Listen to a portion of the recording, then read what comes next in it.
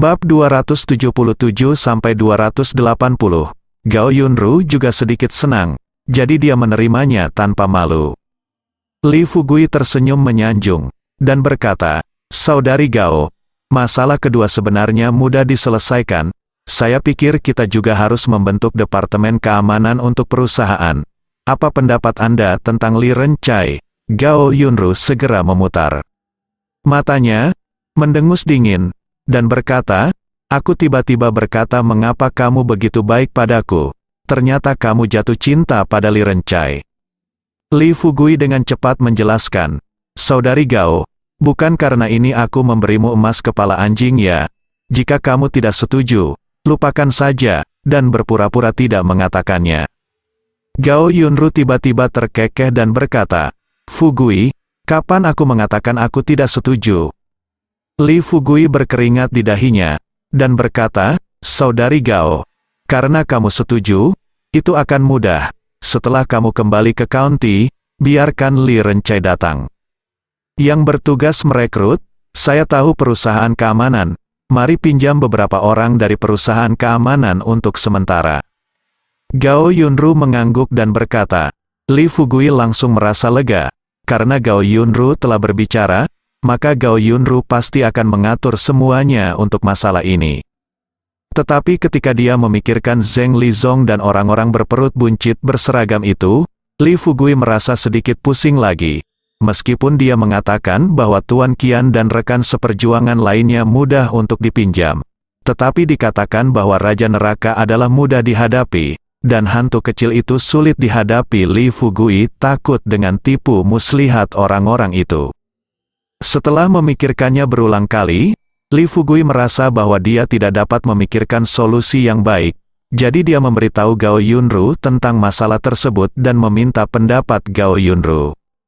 Setelah Gao Yunru merenung lama, dia bertanya, "Ada dua solusi, kaya dan mulia. Apakah kamu ingin bergabung dengan orang lain, atau kamu ingin menjadi pengecut? Apa bedanya, Li?" Fugui bertanya dengan cepat. Mata indah Gao Yunru berkedip, dan dia berkata, "Ini sangat sederhana. Jika Anda ingin bergabung dengan orang lain, Anda juga dapat mengambil sisa 30% dari saham nasional perusahaan. Tetapi Anda harus berbagi beberapa keuntungan dan berhati-hati dari pemimpin lokal. Untuk ular lokal, itu sangat sederhana.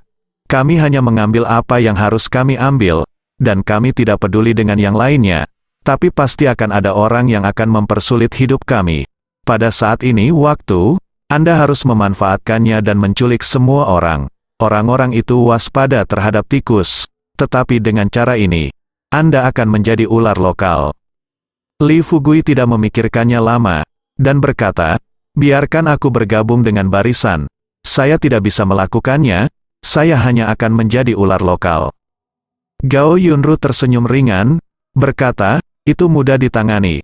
Perusahaan biji tidak akan membicarakannya. Apakah Anda tahu berapa banyak kami perusahaan bahan obat membayar pajak setahun?" Li Fugui tidak terlalu peduli dengan keuangan perusahaan, dan dia tidak tahu banyak tentang membayar pajak. Namun, dia bertanya, "Saudari Gao, jangan bodoh, adil katakan padaku." Kurang dari BR lebih besar dari Gao Yunru memutar matanya yang cantik, dan berkata sambil tersenyum, "Setidaknya 1 miliar yuan diperlukan untuk membayar pajak setahun, dan dapat diperkirakan bahwa ketika basis bahan obat tumbuh lebih besar, jumlah ini juga akan meningkat, hanya saja membayar pajak, dan pekerjaan serta PDB yang dibawanya ke daerah setempat bahkan lebih beragam." Melihat Li Fugui masih memiliki ekspresi setengah mengerti, Gao Yunru berkata lugas, "Jangan bicara tentang kota Panlong, bahkan Kabupaten Qinglong. Perusahaan herbal Guiro kami juga raksasa. Jika seseorang ingin berurusan dengan kami dapat sepenuhnya memindahkan perusahaan. Lalu, tebak apa yang akan terjadi?" Li Fugui tidak tahu banyak tentang hal-hal ini, dia tidak bodoh. Mendengar analisis Gao Yunru sekarang, matanya berbinar, dan dia berkata dengan penuh semangat, "Kakak Gao, aku mengerti. Langkah kita disebut penculikan, kan?" Gao Yunru mengangguk sambil tersenyum, dan berkata, "Ya, itu penculikan. Jadi jangan khawatir. Jangan pedulikan latar belakang dan latar belakang orang lain. Di tanah seluas 3 hektar di Kabupaten Qinglong ini, selama kita lebih besar, tidak ada yang berani bergerak. Kata-kata ini seperti cahaya penuntun. Biarkan Li Fugui melihat arah masa depan, dan ada perasaan pencerahan di benaknya, dan dia juga berkata dengan analogi, dalam hal ini, uang yang kita peroleh dari perusahaan biji juga harus diinvestasikan di perusahaan bahan obat, mendirikan perusahaan produk pertanian baru. Gao Yunru berkata sambil tersenyum, Fugui, apa yang kamu katakan benar. Baiklah, tentara akan memblokirmu, dan air akan menutupimu. Aku akan bergegas kembali ke kabupaten sekarang, dan Anda dapat mengawasinya di sini. Oke. Li Fugui secara pribadi mengirim Gao Yunru kembali ke desa Xiaoxi, lalu memanggil Yang Zi dan janda Liu ke rumahnya. Bos, untuk apa Anda memanggil saya? Yang Zi masih membudidayakan jamur awan untuk Li Fugui, dan dia juga telah membudidayakan beberapa varietas selama periode ini, dengan reputasi dan penjualan yang baik. Janda Liu adalah kapten gudang, dan sekarang dia tidak harus bekerja di ladang.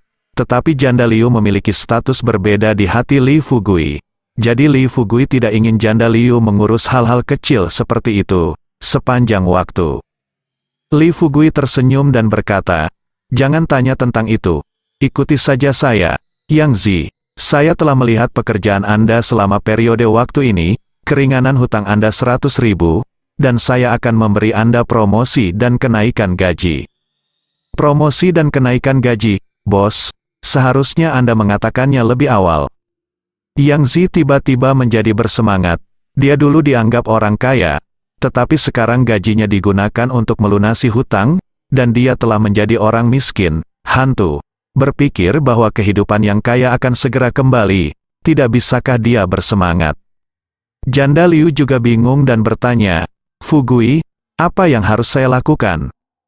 Li Fugui tersenyum dan berkata dengan misterius, Saudari Liu, Anda juga telah dipromosikan dan dinaikkan gaji Anda. Ah, Fugui, ini tidak baik, ayo pergi. Janda Liu tiba-tiba menjadi gugup, dan berkata dengan wajah memerah, saya sudah sangat dikritik sebagai kapten. Jika Anda masih memberi saya promosi, itu tidak baik untuk Anda. Li Fugui melambaikan tangannya. Dan berkata, Saudari Liu, jangan khawatir. Tidak ada yang akan bergosip kali ini, ikuti saja saya. Janda Liu sedikit lega ketika mendengar ini, tetapi dia tetap tidak ingin dipromosikan. Li Fugui telah tidak ada pilihan selain segera berangkat, memimpin mereka berdua menuju pegunungan. Yang Zi dengan ragu berkata, Bos, Anda tidak berencana membiarkan kami bekerja di perusahaan biji itu? Li Fugui tersenyum dan berkata, mengapa, kamu tidak mau? Yang Zi berteriak, tentu saja saya tidak mau. Saya mendengar bahwa menambang adalah pekerjaan yang sangat sulit. Tidak hanya mudah membudidayakan jamur awan, tapi saya juga punya bawahan yang bisa mengaturnya. Bos, saya tidak melakukannya. Saya ingin kembali. Li Fugui menatap dengan marah dan geli dan berkata, jika Anda diminta untuk menambang, jangan katakan Anda tidak mau. Saya tidak khawatir. Saya meminta Anda untuk menjadi supervisor. Supervisor, mengawasi apa? Lupakan saja. Selama saya tidak diizinkan untuk menambang, saya bisa melakukan apa saja. Yang Zi bergetar kepalanya, dengan tampilan santai di wajahnya lagi. Janda Liu segera bertanya, Fugui, apa yang harus saya lakukan? Li Fugui berkata sambil tersenyum, Saudari Liu, Anda adalah asisten saya, yaitu sekretaris. Anda dapat bertanya tentang apa saja pada waktu biasa. Dan pekerjaan apa yang penting, Anda hanya menatapnya. Ah, Fugui, saya khawatir saya tidak bisa melakukannya. Janda Liu sangat tidak percaya diri. Li Fugui melambaikan tangannya dan berkata, Saudari Liu, jangan terlalu banyak berpikir, saya bosnya. Jika saya mengatakan Anda bisa melakukannya, Anda bisa melakukannya. Jika saya mengatakan Anda tidak bisa, Anda juga tidak bisa. Yang saya butuhkan sekarang adalah seseorang yang dapat saya percayai, bukan seseorang dengan kemampuan yang kuat. Janda Liu dan Yang Zi langsung bingung. Tetapi setelah sampai di tempat tujuan, mereka menyadari mengapa Li Fugui mengatakan itu. Tambang emas? Apa-apaan, bos, kamu menjadi kaya. Sebenarnya ada tambang emas di sini. Wajah Yang Zi memerah karena kegembiraan, dia memegang bongkahan emas seukuran kepalan tangan di tangannya, matanya berapi-api, dan dia ingin menyimpannya untuk dirinya sendiri. Janda Liu tercengang, orang desa tidak mengenal berlian, tetapi mereka sangat akrab dengan emas, bahkan orang yang buta huruf pun tahu bahwa emas adalah benda yang paling berharga. Fugui, berapa banyak emas yang berharga? Janda Liu bertanya dengan gemetar. Li Fugui sedikit tersenyum dan berkata, tidak peduli berapa nilainya, itu milik kami. Saya memiliki terlalu sedikit tenaga kerja untuk dikirim sekarang. Saya membiarkan Anda datang karena saya dapat mempercayai Anda. Yang Zi tertawa dan berkata, bos. Saya ingin mendengar kalimat ini. Saya tahu apa yang Anda maksud dengan penyelia. Anda ingin saya mengawasi orang lain untuk mencegah emas dicuri. Bukan, Li Fugui sedikit mengangguk dan berkata, tidak hanya ini, tetapi juga untuk mencegah hal-hal lain. Seperti orang berkelahi, atau mengumpulkan orang banyak untuk membuat masalah, Anda harus mengurusnya. Yang Zi tidak bisa menahan diri untuk tidak berkata, saya katakan bos, saya satu-satunya, apa yang Anda ingin saya lakukan? Anda tidak bisa memberi saya beberapa bawahan atau semacamnya. Jangan khawatir, orang-orangmu akan ada di sini malam ini. Kata Li Fugui sambil tersenyum. Pada siang hari, semua teknisi dan pekerja berkumpul.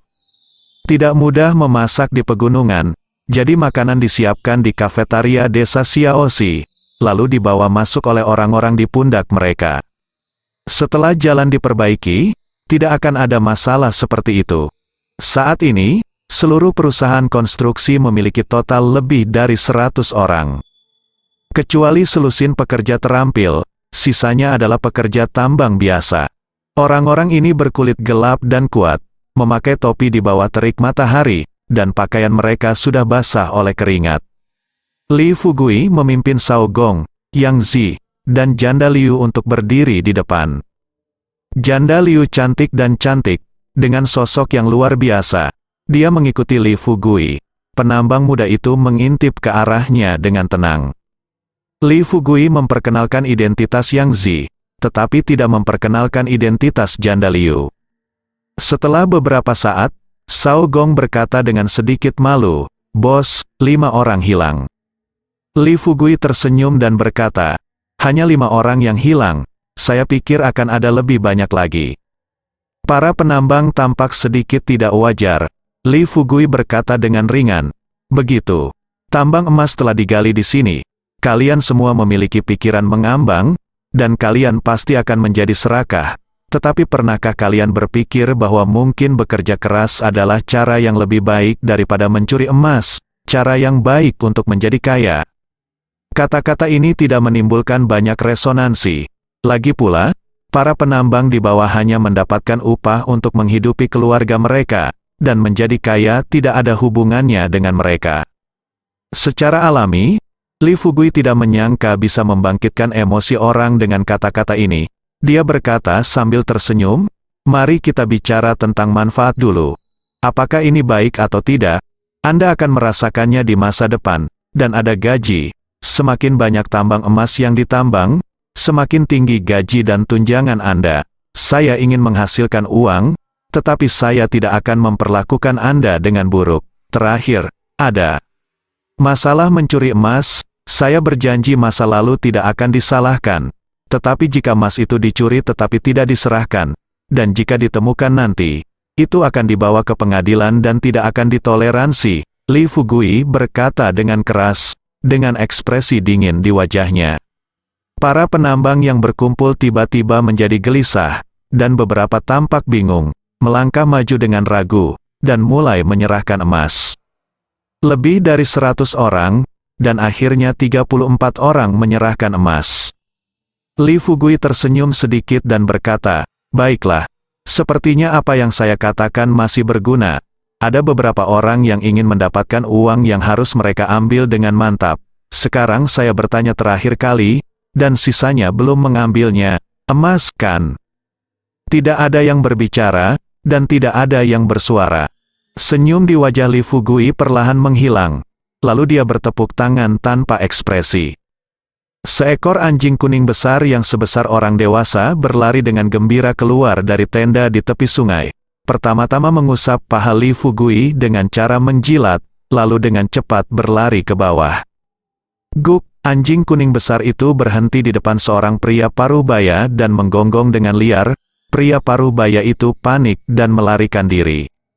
Namun, sebelum mengambil 2 langkah, anjing kuning besar itu melemparkan pria parubaya itu ke tanah, dan mengeluarkan sekeping emas dari saku pria parubaya itu dengan kepalanya.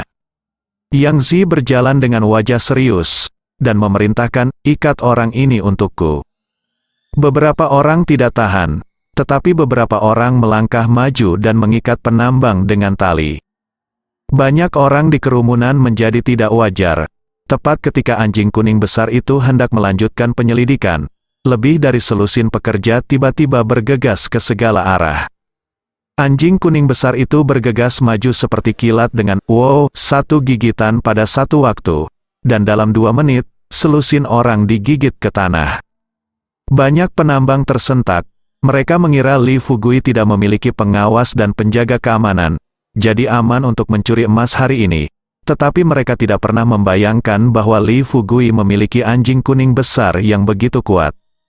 Plop, kedua pekerja itu tiba-tiba berlutut di tanah dan berkata dengan getir, "Bos, tolong maafkan kami. Kami hanya terpesona oleh hantu untuk sementara waktu. Kami akan menyerahkan semua emasnya."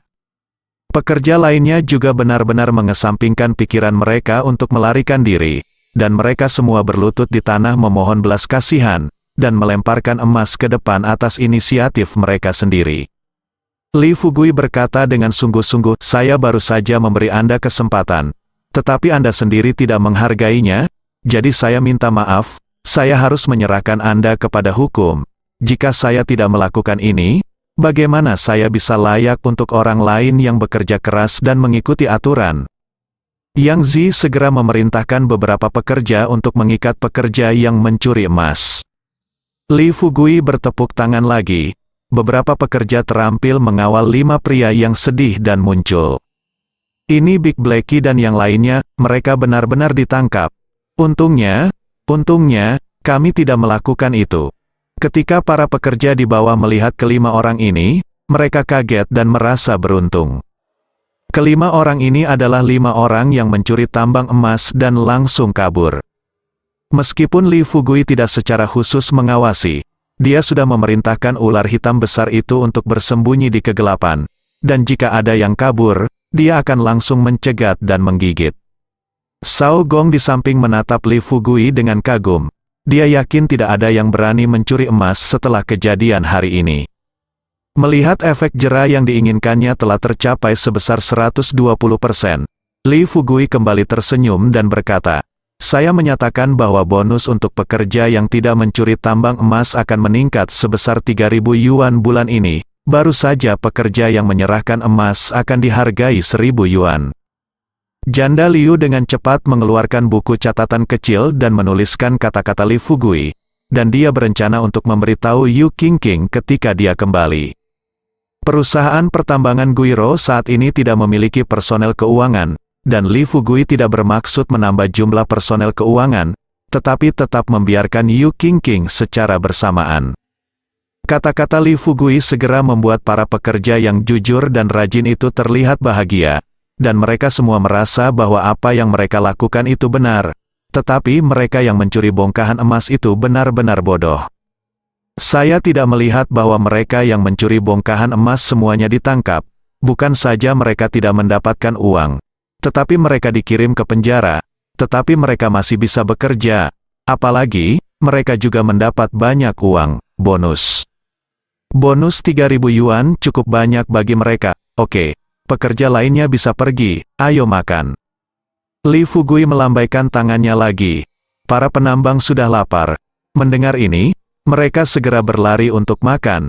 Setelah mereka membuka kotak makan, mereka menemukan bahwa ada 3 daging dan 1 sayuran di dalamnya, semuanya nyata dan lezat, sekilas membuat nafsu makan orang melonjak. Dan para penambang yang diikat dan menunggu untuk diserahkan ke pengadilan, mencium bau makanan, hanya bisa menelan dengan gila-gilaan, perut mereka keroncongan, tetapi mereka tidak bisa menggigitnya. Janda Liu berhati lembut, melihat ini, dia tidak tahan untuk mengatakan, "Fugui, biarkan mereka makan, makanannya sudah siap, jika kamu tidak membiarkan mereka makan, itu akan sia-sia." Li Fugui menggelengkan kepala dan berkata dengan serius, "Ayo. Buka perusahaan ini bukan amal. Karena ini perusahaan, tidak ada aturan dan tidak ada aturan. Mereka yang mematuhi aturan dan bekerja keras harus diberi hadiah, sedangkan mereka yang mencuri, menipu, dan oportunistik harus dihukum. Jika tidak, apakah Anda masih bersedia bekerja rendah hati?" Setelah mengatakan itu, Li Fugui berhenti sejenak, dan berkata sambil tersenyum, "Untuk sisa makanan, jangan khawatir, itu tidak akan sia-sia. Anda harus membiarkannya mereka makan dengan perut terbuka." "Makanan apa ini, janda?" Liu awalnya tidak percaya. Tetapi setelah melihat para penambang mendengar bahwa sisa makanan juga untuk mereka, mereka semua melahapnya, karena takut mendapat bagian kedua. Sore harinya, Li Ren memimpin sebuah sekelompok penjaga keamanan. "Dengan senang hati saya datang ke gunung. Tuan Li, saya sangat merindukanmu, Li." Rencai berteriak kegirangan saat melihat Li Fugui. Li Fugui tertawa dan berkata, "Rencai, kamu akhirnya di sini. Bagaimana? Apakah kamu ingin bekerja di perusahaan kami?" "Kak Gao juga pemilik perusahaan. Bagimu tidak ada yang berubah kecuali lingkungan, Li." Rencai segera berkata dengan lantang, "Tuan Li, saya dan saudara laki-laki saya bermimpi bekerja sama dengan Anda. Kami akan bertarung dimanapun Anda memberi perintah." Li Fugui menunjukkan sedikit kepuasan di wajahnya. Dia hanya menyukai Li Rencai. Dia tidak bertanya apa-apa, dan dia melakukan apa yang diminta. Orang seperti ini adalah orang kepercayaan yang paling cocok untuk melakukan sesuatu. Dan Li Fugui mengenal Li Rencai dengan baik, hari-harinya tidak lama, dan saya cukup mengenal Li Rencai. Meskipun Li Rencai licik, dia bukan orang yang berbahaya, dan orang seperti ini lebih mudah dikendalikan. Kepala Departemen Keamanan perusahaan ini, gajinya 12.000 sebulan, dan tunjangan lain tersedia. Wajah Li Rencai memerah karena kegirangan, dan dia berkata dengan suara gemetar, "Tuan Li, terima kasih telah memuji saya. Li Rencai, Anda adalah orang tua saya yang terlahir kembali." Ekspresi keraguan melintas di mata Li Fugui. Dia tidak tahu mengapa. Li Rencai begitu bersemangat. "Anda tahu, gaji 12.000 yuan tidak terlalu tinggi. Gaji Li Rencai di Qinglong Hotel juga 10.000 yuan. Lagi pula, dia adalah seorang veteran, Gao Yunru secara alami, dia tidak akan memperlakukan Li Rencai dengan buruk." Li Fugui tidak tahu apa yang membuat Li Rencai sangat bersemangat. Itu bukan gajinya.